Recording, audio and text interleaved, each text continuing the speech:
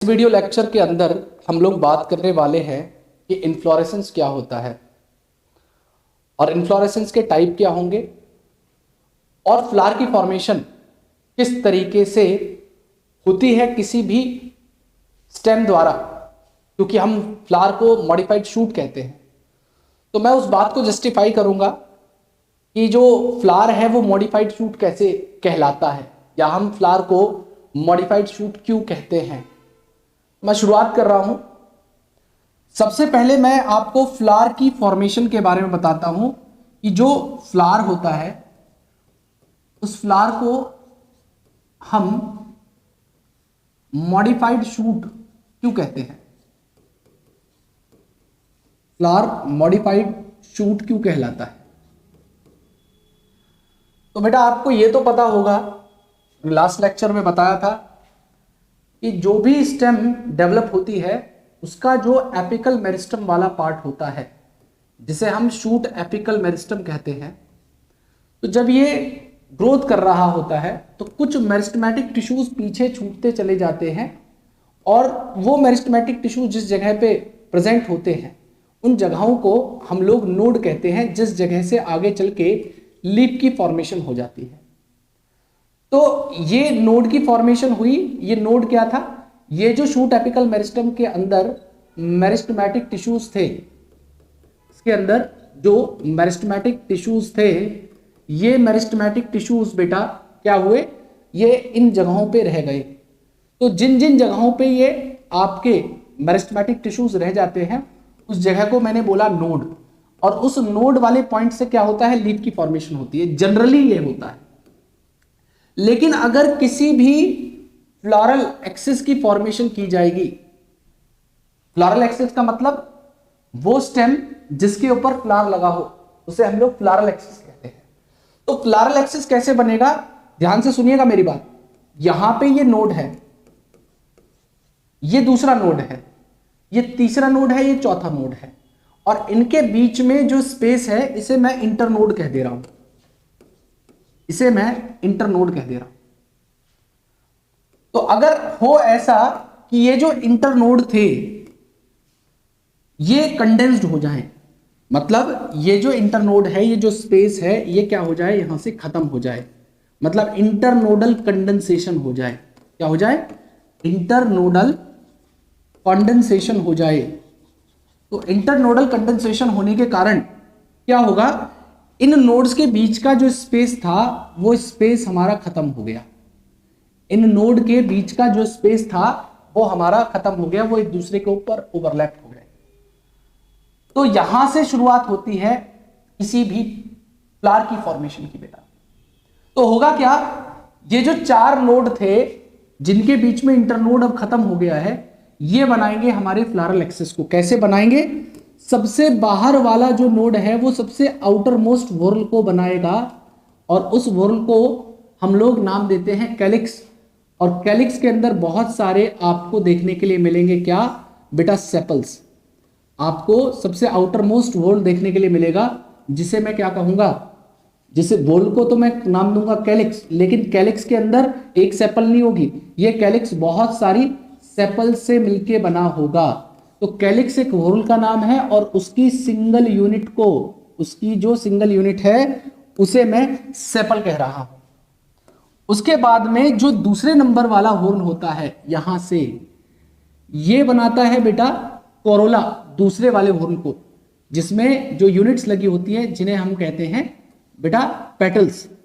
इनमें जो single unit लगी होती है उन्हें क्या कहते हैं, पेटल्स। तो दूसरे नंबर का जो वोरल बना उस वोरल को मैं नाम दे रहा हूं कोरोला। कोरोला एक वोरल का नाम है, इसके अंदर कौन होगा, बहुत सारी पेटल्स मिलके इस कोरोला की फॉर्मेशन करवाती है। तीसरे नंबर पे जो वोरल होता है ये बनाता है हमारे मेल रिप्रोडक्टिव पार्ट को। हम लोग बाहर से अंदर की तरफ जा रहे हैं, तो ये वोरल कहलाता है क्या, इस वोरल को हम लोग नाम देते हैं एंड्रोशियम। और इसी एंड्रोशियम एक वोरल का नाम है, इसकी जो अकेली यूनिट होगी या सिंगल कहलाएगा उसे हम स्टेमन कह देते हैं। तो स्टेमन इस तरीके से यहां से आप जोड़ दीजिए। अब मैं आगे चैप्टर में पढ़ाऊंगा कि ये स्टेमन जो होता है ये थैलेमस से भी जुड़ा हो सकता है। मतलब थैलेमस क्या होगा वो भी अभी इस फ्लावर के अंदर बताएंगे। देखिए किसी भी फ्लावर के जो स्वॉलन बेस होता है, किसी भी फ्लावर का जो स्वॉलन बेस होता है, उस बेस को हम लोग नाम देते हैं थैलेमस। उस स्वॉलन बेस को हम नाम देते हैं थैलेमस, या इसी का दूसरा नाम होता है रिसेप्टेकल। इसी का दूसरा नाम होगा रिसेप्टेकल। और जिस स्टेम पे या जिस एक्सिस पे ये फ्लावर लगा होगा, इसे हम लोग नाम देते हैं पेडिसल। और पेडिसल के नीचे कुछ फैमिलीज के फ्लावर में, जैसे एक लिलिएसी फैमिली होती है मोनोकॉट की, तो उस लिलिएसी फैमिली के जो फ्लावर्स होते हैं उनके नीचे वाले पार्ट में पेडिसल के, जैसे लीफ में बेस पे स्टिप्यूल मिलता था, इसी तरीके से पेडिसल के जो बेस वाला पार्ट है वहां पे मिलते हैं बेटा रेड्यूस्ड लीफ लाइक स्ट्रक्चर, जिन्हें हम लोग ब्रैक्ट कह देते हैं। ब्रैक्ट सब में नहीं मिलेंगे, केवल आपको लिलिएसी फैमिली के अंदर ब्रैक्ट देखने के लिए मिलेंगे। फिलहाल आगे की बात करते हैं। देखिए आगे की बात कुछ ऐसी है कि ये थैलेमस था, थैलेमस के ऊपर ये 4 होल लगे हुए थे। बाहर से शुरुआत की तो सबसे बाहर वाला कैलेक्स था जिसमें बहुत सारे ग्रीन कलर के सेपल्स थे। उसके बाद कोरोला था जिसकी यूनिट को हम लोगों ने पेटल कहा। उसके बाद एंड्रोशियम था जिसकी यूनिट को हम लोगों ने क्या कहा, स्टेमन कहा। और सबसे अंदर वाला जो होता है, जो सबसे अंदर वाला वोर्ल होता है, उसको मैं नाम दे रहा हूं गाइनोशियम। अब जरूरी नहीं है कि किसी फ्लावर में एक ही गाइनोशियम हो, या उस गाइनोशियम तो वोर्ल का नाम है, उसकी सिंगल यूनिट को, जैसे यहाँ पे हम लोगों ने एंड्रोशियम कहा मेल रिप्रोडक्टिव पार्ट को, उस वोल को, उसके इंडिपेंडेंट यूनिट स्टेमन थी। तो इसी तरीके से फीमेल रिप्रोडक्टिव पार्ट को हम लोग बेटा उस वोल को नाम दे देते हैं गाइनोशियम। और गाइनोशियम की जो सिंगल यूनिट होती है उसे हम 2 नाम से जानते हैं, या तो हम उसे कहते हैं पिस्टल या हम उसे कहते हैं कार्पल। ठीक है, पिस्टल या कार्पल। तो इस तरीके से फ्लावर की फॉर्मेशन होती है, और फ्लावर को हम मॉडिफाइड शूट इस तरीके से कह सकते हैं कि इंटरनोडल कंडेंसेशन होने के कारण यहाँ पे 4 होल बनते हैं। 4 एसेंशियल होल होंगे, जिनमें सबसे बाहर वाला कैलेक्स होगा, दूसरे नंबर पे कोरोला होगा, तीसरे नंबर पे एंड्रोशियम होगा, और लास्ट में गाइनोशियम होता है। मतलब अगर हम लोग फ्लावर को कायदे से देखें तो फ्लावर के अंदर हमने क्या पढ़ा, देखिए फ्लावर के अंदर हमने ये पढ़ा कि फ्लावर में सबसे आउटर मोस्ट होल जो था वो कैलेक्स था। इस कैलेक्स को हम लोग, सिंबल है इसका K, और इसके अंदर बहुत सारे क्या लगे होंगे, सेपल्स लगे होंगे बेटा। इसके अंदर क्या लगे होंगे, सेपल लगे होंगे। दूसरे नंबर पे हमने देखा क्या, दूसरे नंबर का जो होल था, मैं यहाँ पे लिख दे रहा हूं कि मैं फ्लावर के 4 होल्स के बारे में आपको बता रहा हूं। ठीक है, कोरोला को हम लोग, सिंबल है इसका C, और इसे हम, इसकी जो इंडिपेंडेंट अकेली यूनिट होगी उसे पेटल कहेंगे। तीसरे नंबर पे है जिसे हम लोग नाम देते हैं बेटा एंड्रोशियम। एंड्रोशियम को रिप्रेजेंट करते हैं A से, और इसकी जो इंडिपेंडेंट यूनिट होती है, एंड्रोशियम की जो इंडिपेंडेंट यूनिट होती है उसे हम नाम देते हैं स्टेमन। और जो सबसे अंदर वाला होता है पार्ट, उसे नाम दिया जाता है बेटा गाइनोशियम। गाइनोशियम को रिप्रेजेंट करते हैं G से, और इसकी इंडिपेंडेंट यूनिट को हम लोग नाम देते हैं पिस्टल या कार्पल। पिस्टल या कार्पल। अब स्टेमन जो होता है, स्टेमन वाले पार्ट को फर्दर हम डिवाइड कर सकते हैं 2 हिस्सों में। या तो इसके अंदर एक लगा होगा लॉन्ग फिलामेंट जिसके डिस्टल पार्ट पे जुड़ा होता है एंथर, और सिमिलरली यहाँ पे जो पिस्टल या कार्पल वाला पार्ट है, इस पिस्टल या कार्पल वाले पार्ट में भी 3 हिस्से होते हैं, जिसमें सबसे ऊपर होता है बेटा स्टिग्मा, दूसरे नंबर पे होता है जिसे हम लोग नाम देते हैं स्टाइल, और सबसे अंदर की तरफ जो होता है, जो सबसे बेस पे होगा, स्वॉलन बेस होगा, उसे हम लोग कहते हैं ओवरी। तो स्टिग्मा लैंडिंग प्लेटफॉर्म होता है, स्टाइल हॉलो स्ट्रक्चर होता है जो स्टिग्मा और ओवरी को जोड़ने का काम करता है, और ओवरी जो सबसे निचला हिस्सा होता है किसी भी फ्लावर का, मतलब ओवरी जो इसका गाइनोशियम का या पिस्टल या कार्पल का, तो उसे ओवरी कहते हैं। ओवरी के अंदर ओवेरियन कैविटी होती है, लोक्यूल होता है जिसमें ओव्यूल जुड़ा होता है, उसके अंदर एम्ब्रियो सैक होता है, उसमें एग होगा, उसका फर्टिलाइजेशन होगा। ये सब अभी क्लास 12 के सिलेबस में आपको पढ़ाया जाएगा। फिलहाल अब ये समझिए कि फ्लावर समझ लिया, अब अरेंजमेंट ऑफ फ्लावर कैसा कैसा हो सकता है। तो यहां पे शुरुआत होती है आपके नए टॉपिक की, जिसे हम लोग नाम देते हैं बेटा इनफ्लोरेसेंस। इनफ्लोरेसेंस, इनफ्लोरेसेंस की डेफिनेशन है arrangement of flower on floral axis is known as inflorescence. इसके दो टाइप होते हैं बेटा, इसके दो टाइप होते हैं। इसका सबसे पहला टाइप होता है जिसे हम कहते हैं रेसिमोस इनफ्लोरेसेंस, और दूसरा इसका टाइप होगा जिसे हम कहते हैं साइमोस इनफ्लोरेसेंस।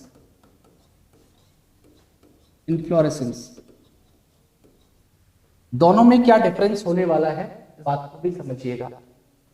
देखिए जो रेसिमोस इनफ्लोरेसेंस होता है, जो रेसिमोस इनफ्लोरेसेंस होता है, इसके अंदर बेटा जो इन प्लांट की स्टेम की ग्रोथ होती है वो इनडेफिनेट होती है, इनडेफिनेट होती है। और इसके अंदर जो फ्लावर का अरेंजमेंट होता है वो एक्रोपेटल सक्सेशन में होता है, या उसे हम लोग एक्रोपेटल अरेंजमेंट कह देते हैं। एक्रोपेटल अरेंजमेंट का मतलब है कि जो टॉप वाला पार्ट है फ्लावरल एक्सिस का, वहां पे सबसे यंगर फ्लावर होगा, और जो बेस वाला हिस्सा है वहां पे सबसे ओल्डर फ्लावर होता है, वहां पे सबसे ओल्डर फ्लावर होता है। अब इस बात को कैसे जस्टिफाई किया जाए, तो मेरी बात ध्यान से सुनना। ये एक स्टेम थी, ठीक है जी। इस स्टेम पे ये एक नोड था और लीफ थी। इस लीफ एक्सिल में एक्सिलरी बड था, इस एक्सिलरी बड में एक फ्लावर एक्सिस निकला। अब इसका जो टिप वाला पार्ट है, इस पे कोई भी फ्लावर नहीं आया, लेकिन यहाँ पे एक नोड था, यहाँ पे एक नोड था, यहाँ पे एक नोड था। तो इस नोड पे एक लीफ थी, इस लीफ के एक्सिल से एक और यहाँ से फ्लावरल एक्सिस निकला, और इसमें सबसे पहले नंबर का फ्लावर आ गया। फिर दूसरे वाले लीफ एक्सिल से एक और फ्लावर निकला, ये हमारे दूसरे नंबर का फ्लावर आ गया। और इधर फिर से लीफ एक्सिल से हमारा सबसे तीसरे नंबर का फ्लावर आ गया। तो हमने क्या पाया, जो सबसे पुराना फ्लावर था, जो सबसे ओल्डेस्ट फ्लावर था, वो बेस पे था, और जो सबसे यंगेस्ट फ्लावर था, जो सबसे यंगेस्ट फ्लावर था, वो हमारा टॉप पे था। और इसके बीच में इससे थोड़ा यंगर, इससे ये ओल्डर है। तो ओल्डेस्ट, यंगर, यंगेस्ट। यहां पे हमने क्या देखा, सबसे बेस पे है यंगेस्ट ओल्डेस्ट फ्लावर, फिर उससे थोड़ा सा नया फ्लावर ये वाला है, और सबसे नया फ्लावर ये वाला है। तो इस तरीके के अरेंजमेंट को एक्रोपेटल अरेंजमेंट कहा जाता है, और ऐसे इन्फ्लोरेसेंस को बेटा हम लोग रेसिमोस इन्फ्लोरेसेंस कह देते हैं। अब साइमोस इन्फ्लोरेसेंस क्या होगा, उस बात को भी समझिएगा। और यहां पे मैंने क्या कहा था, एक बात, इनकी जो ग्रोथ होती है वो इनडेफिनेट होती है। इनडेफिनेट का मतलब देखो, अगर इस वाले एक्सिस पे यहाँ पे एक फ्लावर आ जाता तो इसकी ग्रोथ यहीं पे रुक जाती, इसके बाद में फर्दर ग्रोथ ना हो पाती। लेकिन ऐसा नहीं हुआ। यहाँ पे देखिए आप, ये बिल्कुल फ्री है, ये जो एक्सिस है, स्टेम है या ब्रांच है, ये आगे फर्दर ग्रोथ कर सकती है। तो इसकी ग्रोथ इनडेफिनेट होती है, ये हमेशा बढ़ता रहता है, अनलिमिटेड ग्रोथ करता रहता है। लेकिन साइमोस इन्फ्लोरेसेंस में ऐसा नहीं होता। साइमोस इन्फ्लोरेसेंस में जस्ट इससे अपोजिट कंडीशन होगी कि यहाँ की जो ग्रोथ होने वाली है वो डेफिनेट होगी, और अरेंजमेंट जो होगा उसे हम लोग बेसिपिटल अरेंजमेंट कहते हैं। उस अरेंजमेंट को हम बेसिपिटल अरेंजमेंट कहेंगे। तो यहाँ पे मैं बात कर लूँ सबसे पहले कि ग्रोथ यहाँ पे कैसी होगी। बेटा इसकी जो ग्रोथ होती है वो डेफिनेट ग्रोथ होगी, इसकी ग्रोथ डेफिनेट होती है। और यहाँ पे जो अरेंजमेंट होता है फ्लावर का, वो अरेंजमेंट क्या होता है, बेसिपिटल अरेंजमेंट होता है। उस अरेंजमेंट को हम बेसिपिटल अरेंजमेंट कहते हैं। और यहाँ बेसिपिटल अरेंजमेंट में क्या होगा, जो टॉप वाला पार्ट है उस टॉप पे आपको सबसे ओल्डेस्ट फ्लावर मिलेगा, और जो यहाँ पे बेस वाला हिस्सा है उस बेस में आपको सबसे यंगेस्ट फ्लावर मिलने वाला है। अब ये कैसे होगा, इस बात को भी बेटा जस्टिफाई करते हैं, देखते हैं। देखिए यहाँ पे ये एक स्टेम थी, यहाँ पे एक फिर से लीफ रही, ये बढ़ रहा यहाँ पे, और इसके टिप पे सबसे पहले ये फ्लावर आ जाता है। ये सबसे टिप वाले पार्ट पे ये फ्लावर आ जाता है। ठीक है जी। तो सबसे पुराना फ्लावर 1 नंबर का यहाँ पे आ गया। अब क्या होता है, यहाँ पे फिर से एक लीफ एक्सिल है, या एक काम करते हैं इसको थोड़ा सा नीचे बना देते हैं। यहाँ पे फिर से एक लीफ एक्सिल था, इसमें एक फ्लावर आया, ये दूसरे नंबर का आ गया। यहाँ पे जो फ्लावर आया ये तीसरे नंबर पे आ गया। फिर ये फिर से एक लीफ एक्सिल बना रहे हैं, ये लीफ थी, यहाँ पे जो फ्लावर आया वो चौथे नंबर का आ गया। यहाँ पे जो फ्लावर आया वो 5वें नंबर का आ गया। तो आप देखिए जो सबसे ओल्डेस्ट फ्लावर है, जो सबसे ज़्यादा ओल्डेस्ट फ्लावर है, वो आपको कहाँ मिल रहा है, वो टॉप पे मिल रहा है। तो ओल्डेस्ट फ्लावर आपको टॉप पे मिल रहा है, और जो यंगेस्ट फ्लावर है, वो आपको बेस पे मिल रहा है। ऐसे इन्फ्लोरेसेंस को हम बेटा क्या कहते हैं, साइमोस इन्फ्लोरेसेंस कहते हैं। अब बारी आती है इनके एग्जाम्पल्स की। तो बेटा यहां पे इनके एग्जाम्पल्स में आपको याद रखना है राम में सबसे पहला आर से हो जाएगा रेडिश, ए से हो जाएगा अमेरेंथस, और एम से हो जाएगा बेटा मस्टर्ड। और इसके एग्जाम्पल हो जाएंगे CJC, जैसे भी याद करना चाहें। इसमें आता है बेटा कॉटन, जैस्मीन और कैलोट्रोपिस। ये 3 एग्जाम्पल्स आपको साइमोस इन्फ्लोरेसेंस के हैं, और ये 3 एग्जाम्पल्स जो हैं ये आपको रेसिमोस इन्फ्लोरेसेंस के मिलेंगे। राम से याद करना रेडिश, एमरेंथस एंड मस्टर्ड, और CJC से याद करना कॉटन, जैस्मीन और